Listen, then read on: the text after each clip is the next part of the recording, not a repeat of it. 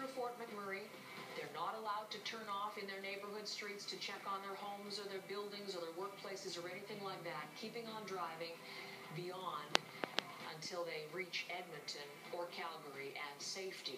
We're going to get a little bit more information on that, and as well the picture on the ground in Fort McMurray from Inspector Garrett Wolseley, who is the Senior Operations Officer of Fort McMurray's Wildfire RCMP Incident Command.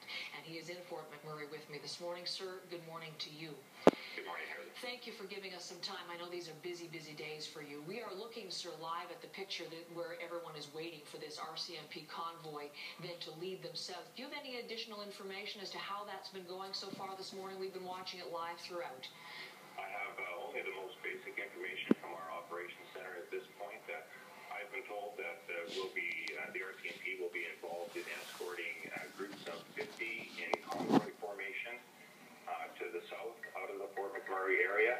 I also understand that there will be 3 Griffin helicopters providing safety overwatch to that convoy as it traverses, what can be fairly said to be some fairly hazardous areas with the wildfires burning in this region. Highway 63 has been, the fire has come over at certain points in the past days. So the basic message there is we want to keep those people safe and get them to the appropriate resources in southern Alberta as soon as possible. We have a reporter at the receiving end, and he's been seeing those convoys go by, so there is good news. It seems like there's been no danger along the way, and those convoys are moving as they're supposed to. You know, we haven't had a clear picture in a little while of what's exactly going on within the city of Fort McMurray. What's the fire situation, sir? The fire situation, you would have to get the most detail out of the fire services, but our officers are currently observing active fires within the community. The fire services and the forest service are still fighting those fires. A lot of it always is contingent upon the wind, but those partners in the fire services are doing just an extraordinary job keeping the first responders safe and keeping us informed from time to time as to the various hazards in the area.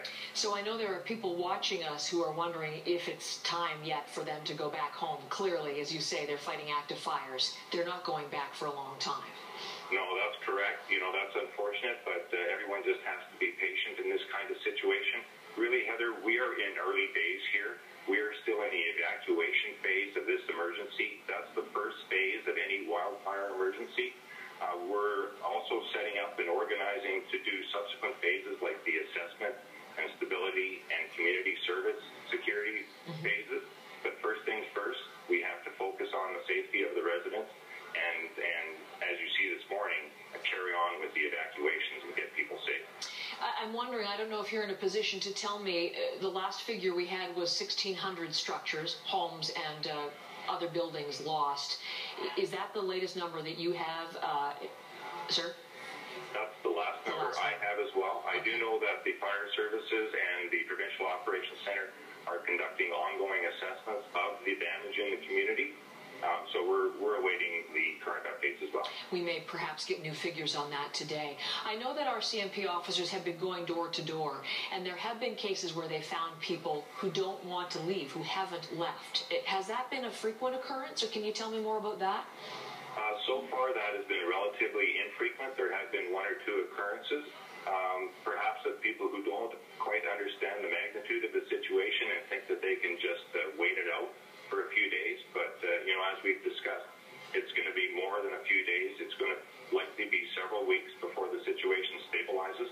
So the message is for anybody that remains in the community, it's time to leave. One of the other stories we've been talking about today, because people are really starting to think about a lot of things they left behind, including their pets. And I know people have been, trying to get people sent in to recover pets or to check for pets or anything like that. What is your message about what people should do as far as any animals they've left behind? There is planning to manage the pet situation. It arises in every mass evacuation situation like this. So there will be further information from the appropriate authorities with telephone numbers for people to call with respect to their pets. Okay, again, stay tuned for that. That is going to be forthcoming in the near future. For you today, for RCMP officers, 300 I know deployed in and around this situation. What are your main priorities today, Inspector? Well, we want to maintain public safety in the community and preserve human life, so we're still conducting public safety activities in the community. We're doing those door-to-door canvasses to determine if there are any people at risk or require assistance with evacuating. We are attempting to reestablish the police services in the town. As you know, all the Fort McMurray members are impacted. Many of them have likely lost homes themselves. We want to give them the requisite support and care that they're going to require. And we're also bringing up additional officers to replace those Fort McMurray members who need relief. I think, some of them, I spoke with an officer yesterday who had been up for likely 72 hours continuous.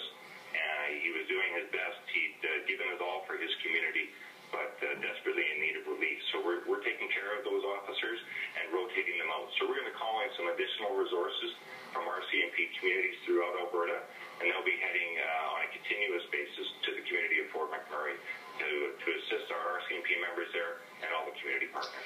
Understandable. The people have been doing yeoman service over these past 4 days, particularly, but thank you for that update. Inspector Wolseley, I'll let you continue.